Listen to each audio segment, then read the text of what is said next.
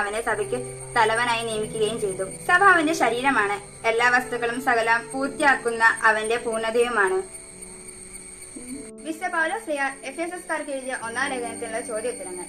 ആദ്യത്തെ ചോദ്യം, ദൈവ തീരുമാനിച്ചായതിനാൽ യേശുക്രിസ്തുവിന്റെ അപ്പസ്തലനായ പൗലോസ് ആർക്കാണ് എഴുതിയത്?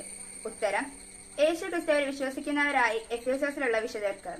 രണ്ടാം ചോദ്യം, നമ്മുടെ പിതാവായ ദൈവത്തിൽ നിന്നും കർത്താവായ യേശുക്രിസ്തുവിൽ നിന്നും യേശുക്രിസ്തുവിന്റെ അപ്പസ്തലനായ പൗലോസ് എന്തിനെയാണ് ആശംസിക്കുന്നത്? ഉത്തരം, കൃപയും സമാധാനവും. മൂന്നാമത്തെ ചോദ്യം, സ്വർഗീയമായ എല്ലാ ആത്മീയ വരങ്ങളും യേശുക്രിസ്തുവിനെ നമ്മെ അനുഗ്രഹിച്ചവനും കർത്താവായ യേശുക്രിസ്തുവിന്റെ പിതാവായ ദൈവം ഡാഷ്. ഉത്തരം, സ്തുതിക്കപ്പെട്ടാനാകട്ടെ. നാലാമത്തെ ചോദ്യം, യേശുക്രിസ്തു വഴി നാം അവിടുത്തെ പുത്രനായി ദത്തെടുക്കപ്പെടണമെന്ന് അവിടുന്ന് തന്റെ ഹിതവും ലക്ഷ്യവും അനുസരിച്ച് എന്തു ചെയ്യുന്നു?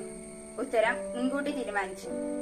അഞ്ചാം ചോദ്യം, എഫേസസ് 1:6 ഈ പ്രകാരം പ്രിയപ്പെട്ടവൻ എന്ന് ആരെയാണ് സൂചിപ്പിക്കുന്നത്? ഉത്തരം, യേശുക്രിസ്തുവിനെ. ആറാം ചോദ്യം, അവിടുത്തെ കൃപയുടെയും സമൃദ്ധിക്കൊത്ത് നമുക്ക് യേശുക്രിസ്തു ഡാഷും അവന്റെ രക്തം വഴി ഡാഷും കൈവന്നിരിക്കുന്നു.